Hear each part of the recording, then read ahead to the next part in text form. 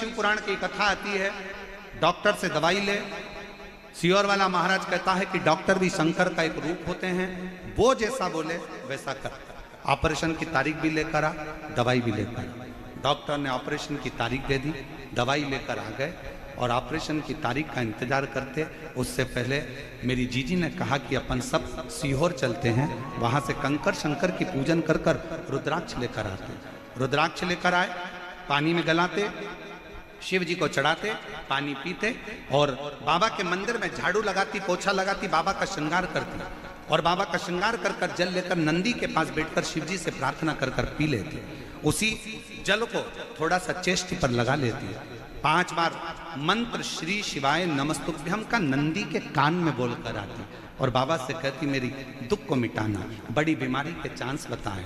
बाबा ने ऐसी कृपा करी, जब मैं ऑपरेशन के लिए गई तारीख पर, उस समय डॉक्टर ने देखकर कह दिया कि आपको ऑपरेशन की जरूरत नहीं है, आपकी गठान पूरी तरह से गल चुकी है, आपको ऑपरेशन की जरूरत नहीं है, गठान गल चुकी है। जितना विश्वास शंकर पर करेंगे, शिव आपके सम्मुख में होंगे, उसका भरोसा है, भरोसा।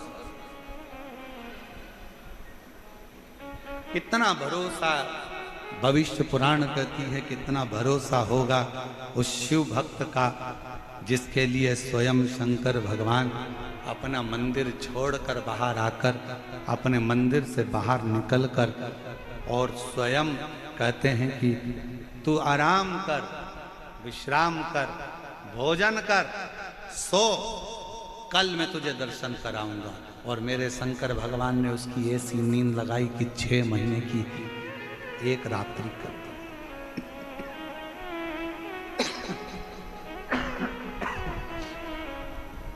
6 महीने की एक रात्रि कर दी और मेरे शंकर ने, मेरे करुणा सागर, मेरे उदार शिव ने कर दिया। चंचुला देवी जब कथा को सुनने के लिए बैठी है, ईश्वर जी गोरा जी स्वयं यजमान बनकर कथा श्रवण कर रहे हैं और चंचुला के सामने एक प्रश्न फिर आकर खड़ा हो गया।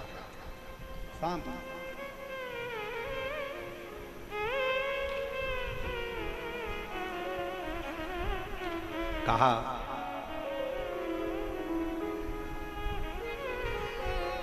अच्छा, जब जब प्रश्न आता है ना, तब तब शिव मुस्कुराते हैं, शंकर मुस्कुराते। शायद आपको मालूम है कि नहीं मालूम, ये पता नहीं, परंतु एक बात हम बताएं ना, जब जब तकलीफ आती है ना, कष्ट आता है ना, दुख आता है ना, परमात्मा उस दुख को देखकर थोड़ा सा आनंद के साथ पार्वती जी से कहते हैं कि थोड़ा सा मुस्कुरा ले। पार्वती कहती है ये रो रहे हैं और तुम कह रहे हो मुस्कुरा ले। इनकी जिंदगी में कष्ट आन पड़ा है और तुम कह रहे हो मुस्कुरा ले।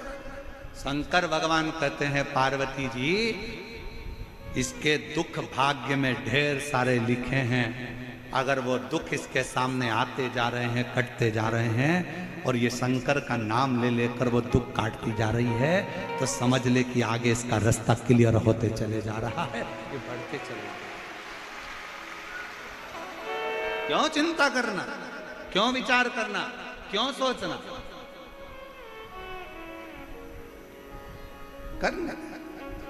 दुख आए थोड़ा सा घबराना नहीं है।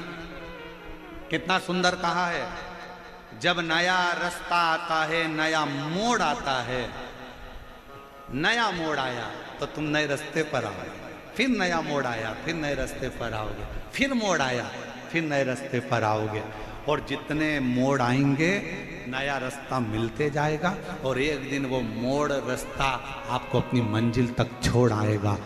चलते जाओ, रुकना नहीं है, बढ़ते जाओ, ठहरना नहीं है, आगे चलते जाना है, रुकना नहीं है, बढ़ते चलो, चलते चलो।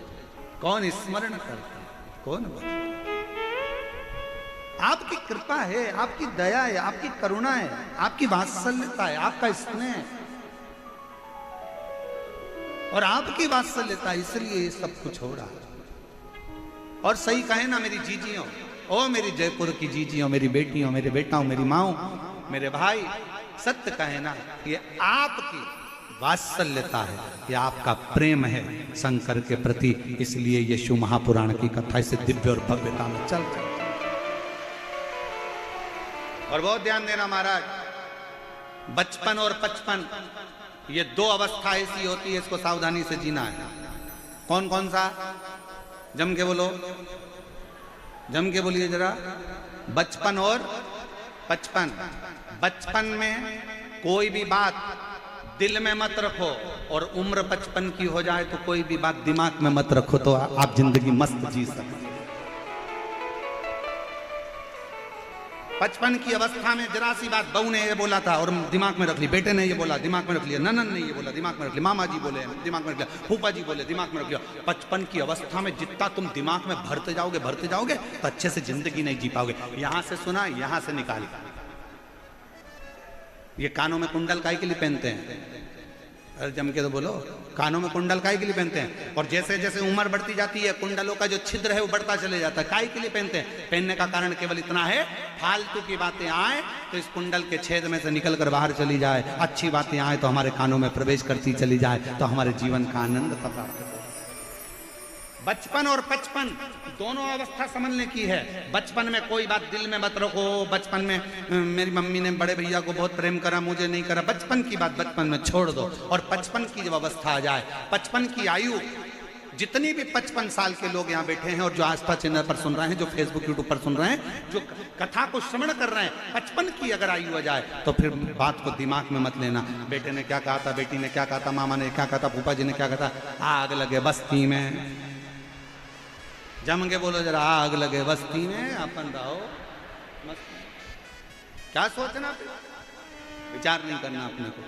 तो किसको कहते समूह, किसको कहते?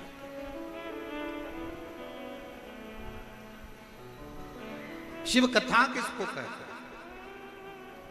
कुछ दिमाग में नहीं रखना, फालतू बातें कुछ भी दिमाग में आए ना तो छोड़ दे जाओ। फालतू की बात, बहुत सारी बातें अपनी जिंदगी में आएगी, फालतू फालतू चीजें भी आएंगी, छोड़ते जाओ, अच्छी चीज पकड़ते जाओ। कुछ अच्छा मिले ग्रहण कर लो, कुछ अच्छा प्राप्त हो ग्रहण कर लो, ग्रहण कर लो, धारण कर लो, और बाकी की जितनी चीजें आए उनको छोड़ते जाओ। चंचुला देवी ने कथा श्रवण करते करते ब्रह्मा जी का एक चरित्र आया, जिसमें ब्रह्मा जी शंकर भगवान पे शंका कर रहे हैं। शंका याद रखना, बहुत स्मरण अपने अंदर रखिएगा, बहुत ध्यान रखिएगा। एक अपने परमात्मा पर, एक अपनी जन्म देने वाली माँ पर, एक अपने पालन करने वाले पिता पर, और एक अपना घर छोड़कर जो तुम्हारे साथ कदम से कदम मिलाकर चल रही है वो अर्धांगिनी पर कभी शंका नहीं करना चाहिए। कभी शंका मत करो। एक अपने इष्ट देव पर, भगवान पर कभी शंका मत करना। कोई तुमसे कहते क्या रखा शंकर जी में, हमारे देवता के पास आओ, कोई कहे हमारे यहाँ आओ, कोई कहे हमारे यहाँ आओ। अपने भगवान पर कभी शंका मत करना, अपने पिता पर कभी शंका मत करना, अपनी माँ पर कभी शंका मत करना। और जो अर्धांगिनी अपना घर छोड़कर तेरे लिए चलकर अपना घर छोड़कर तेरे पास आई है दुल्हन बनकर, उस पत्नी पर कभी शंका मत करना। शंका हमारे जीवन को नष्ट कर, हमारे जीवन को शंका नष्ट कर। किसी ने कह दिया तेरी पत्नी ऐसी, तुमने शंका करना प्रारंभ कर दिया। दूसरे से मिलते हो तो मुस्कुराकर मिलते हो, और पत्नी से मिलते हो तो दुख मिलाकर, अरे कहाँ फंस गया, कहाँ रोते हुए मिलते, कहाँ। हमने एक बात कथा में कही थी कि दुनिया में 3 चीजें बहुत कठिन है। बोला था कि नहीं बोला था? सुनी थी कथा कि नहीं सुनी? दुनिया में 3 चीजें बहुत कठिन है। पहले नंबर पर हाथी को धक्का मारना, दूसरे नंबर पर मच्छर के पांव में मालिश करना, और तीसरे नंबर पर शादी के बाद पति का मुस्कुराना। ये जिंदगी में सबसे ज्यादा कठिन है, बहुत कठिन। आपकी तो हुई नहीं, हमारा और तो जीवन का सबसे बड़ा सच है। 3 चीजें दुनिया में सबसे ज्यादा कठिन है। पहला हाथी को धक्का मारना, दूसरे नंबर पर मच्छर के पैर की मालिश करना, और तीसरी बात यह है कि शादी हो जाए और उसके बाद अगर पति मुस्कुराता हुआ दिख जाए तो समझ लेना कि दुनिया की रीति बदल गई है। ये मुस्कुरा रहा बहुत, ये दुनिया की सबसे कठिन चीज। और अगर पति बेचारा शादी में ज्यादा मुस्कुरा लेता है और पत्नी को जब गाड़ी पर लेकर जाता है तो पत्नी सिर पे पल्लू लेकर फिर अच्छे से खूब हंस रहे थे, खूब मुस्कुरा रहे थे। मैं जानती हूँ तुम्हारे लक्षण, एक एक लक्षण से मैं सब जानती हूँ, तुम्हारे को पहचानती हूँ अच्छे से। मेरे साथ कहीं पर भी जाएंगे तो रोतला मुंह लेकर जाएंगे, मेरे माँ बाप के घर जाएंगे तो ऐसा मुंह उतर जाएगा। और शादी में कौन थी वो नीले सूट वाली, कौन थी वो? अब पति कह रहा है वो मेरे बुआ की लड़की है ना, उसकी जो शादी हुई है ना, उसकी ननद थी बेचारी रे, वो पूछ रही थी कि भाभी कहाँ से हैं, तो मैं उनको बता रहा था कि यहाँ से। तो इतने खुश होगा, तेरा मुस्कुराना गजब हो गया।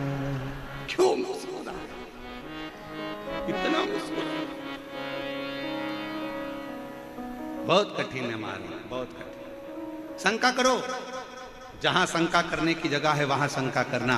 अपने माता पर कभी शंका मत करना। कोई कह दे कि तुम्हारी मम्मी बड़े को ज्यादा चाहती है, छोटे को कम चाहती है, मंजिले को ज्यादा चाहती है, संजिले को ज्यादा चाहती है, उसको अंगूठी दे दी, उसको चेन दे दी, दम कर कहना वो मेरी माँ है, उसकी मर्जी पड़े जिसको पूरी दौलत दे दे, उसका अगर आशीर्वाद मेरे सिर पर होगा तो मैं करोड़ों में कमाऊंगा, वो मेरी माँ है।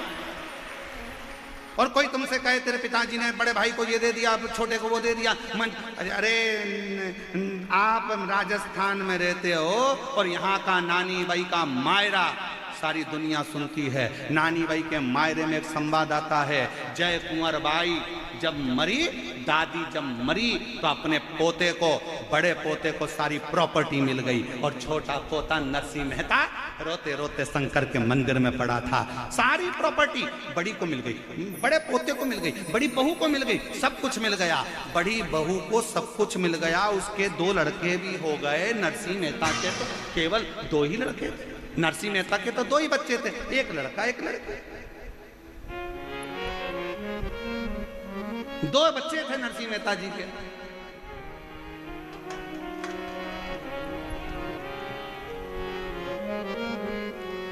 और बड़ी भाभी के यहाँ तो 2 लड़के लड़के हो गए, नरसिंह मेहता जी के यहाँ लड़की हो गई। कई लोग कहते हैं अरे लड़की किसी पैसे वाले के यहाँ हो जाती, गरीब बड़े के यहाँ लड़की होगी, बेचारा कन्यादान कैसे करेगा? अरे तुम्हारे कहने से क्या होता है कि लड़की पैसे वाले के यहाँ हो जाती? कन्यादान का मौका भगवान उसी को देता है जिसने जिंदगी में बहुत सारे यज्ञ अनुष्ठान करे।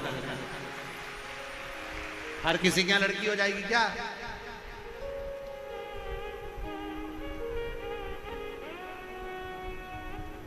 मौका देता है परमात्मा, हर किसी क्या हो जाएगी। किस्मत वाले हो, किस्मत। जिन जिन के घर में बेटी ने जन्म लिया है ना, आज घर पे जाके राइनॉन से नजर उतार कर पीछे फेंक देना, भगवान की बड़ी कृपा है मेरे घर में बेटी ने जन्म लिया है।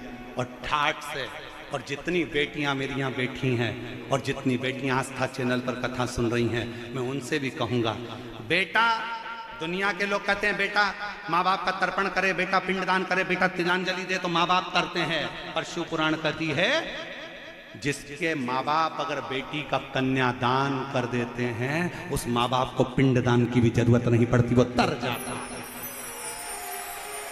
इसलिए बेटियों से निवेदन है, ऐसे मोटरसाइकिल सुधारने वालों से सावधान रहना। दूसरे का पेट्रोल डलवाकर, थोड़ी सी गाड़ी की एक्शन दिखाकर 10 रुपए का चाउमीन खिलाकर तुम्हें फंसाने का प्रयास करेंगे। इसलिए लव जिहाद से सावधान रहना और अपने माँ बाप पर भरोसा कर कर अपने माँ बाप को कन्यादान का मौका देना। अपने माता पिता को कन्यादान का मौका दीजिए। माता पिता है तो कन्यादान करे, जीवन की सार्थकता हो। थोड़ा सा बॉडी शॉडी देखी, थोड़ा फैशन मेशन देखा, 10 रुपए का चाउमीन खर्च कर दिया, 50 रुपए का पेट्रोल खर्च कर दिया, उतनी देर में 10-20 बार तुम्हारे मोबाइल में बैलेंस डलवा दिया, 60-60 रुपए का बैलेंस डलवा दिया, और उतने में तुझे ना देखूं तो चैन मुझे आता नहीं, तेरे सिवा कोई और भाता नहीं। बड़े आश्चर्य की बात।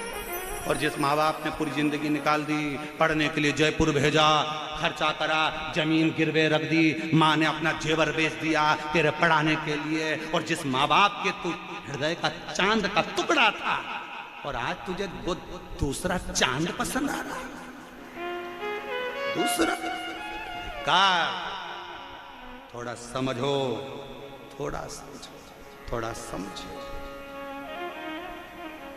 दोस्ती किसी से भी हो, पढ़ो कहीं पर भी, पर कह दो मैं अपने माँ बाप के बिना जो मेरे माता पिता चाहेंगे वो कन्यादान करेंगे तो मैं शादी करूंगी, वरना मेरे लिए सब धूल है, सब मेरे लिए सब।